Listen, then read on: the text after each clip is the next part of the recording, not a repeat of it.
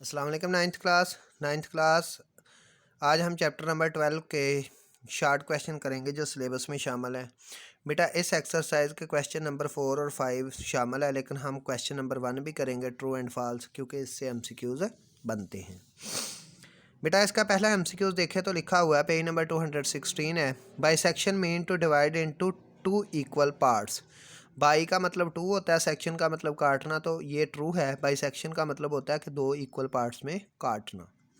Second देखें तो ये बनता है right bisection of a line segment means to draw perpendicular which passes through the mid point of a line segment. तो बेटा ये भी ठीक है कि राइट बाइसेक्टर क्या होता है, परपेंडिकुलर होता है, यानी कि 90 का एंगल बनाता है और मिड पॉइंट से गुजरता है।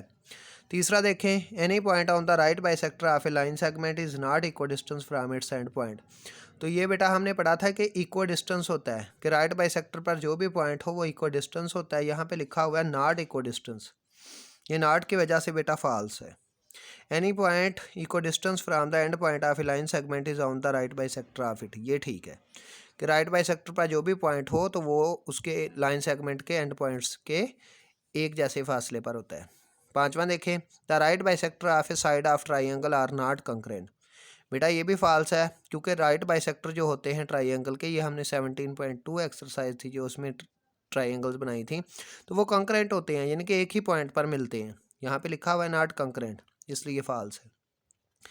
The bisector of the angle of triangle are concurrent, ये ठीक है बेटा, क्योंकि ये कंकरेंट होते हैं राइट बाइसेक्टर। या बाइसेक्टर ऑफ एंगल, ये भी कंकरेंट होते हैं।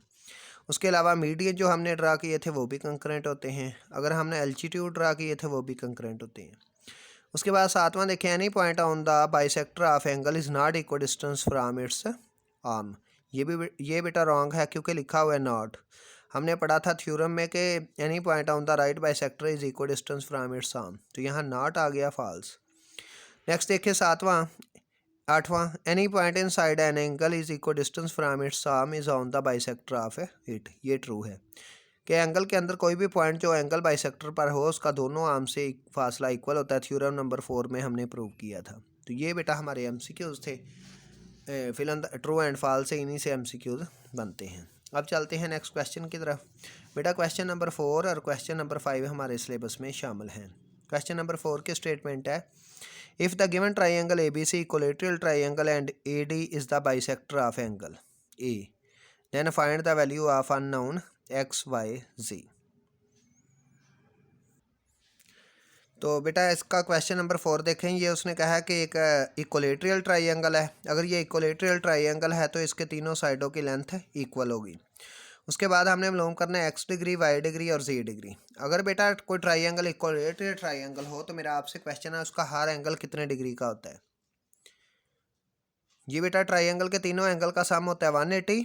तो फिर अगर तीनों साइडें इक्वल तो तीनों एंगल भी इक्वल, इट मीन्स इसका हर एंगल, जो भी इक्विलेटरल ट्राइंगल होती है उसका हर एंगल 60 डिग्री का होता है। तो हम नीचे लिखेंगे ABC is an equilateral triangle so it's each angle is 60 degree.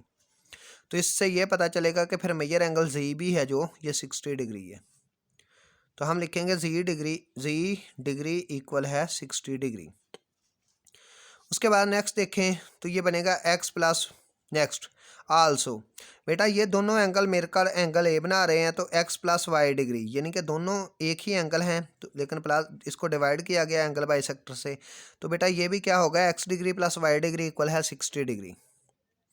Next देखें तो ये बनेगा AD divide an angle into two equal part. उसने खुद बताया कि AD है जो ये एंगल बाइसेक्टर है। अगर ये एंगल बाइसेक्टर है तो इट मीन्स X डिग्री का जितना X डिग्री होगा उतना ही Y डिग्री होगा, यानी कि X डिग्री इक्वल होगा Y डिग्री। सपोज अगर ये 90 है तो 45 ये होगा, 45 ये, अगर ये 60 है तो 30 ये, 30 ये, तो ये X degree equal to Y degree.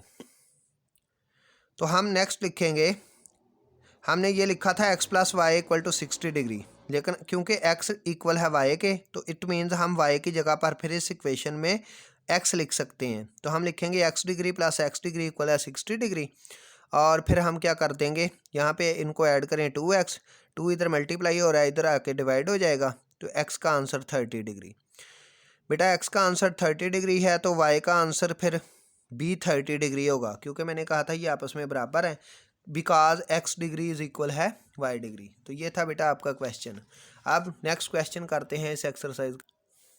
ये बेटा 12 चैप्टर का सबसे अहम क्वेश्चन, क्वेश्चन नंबर 5 है ये।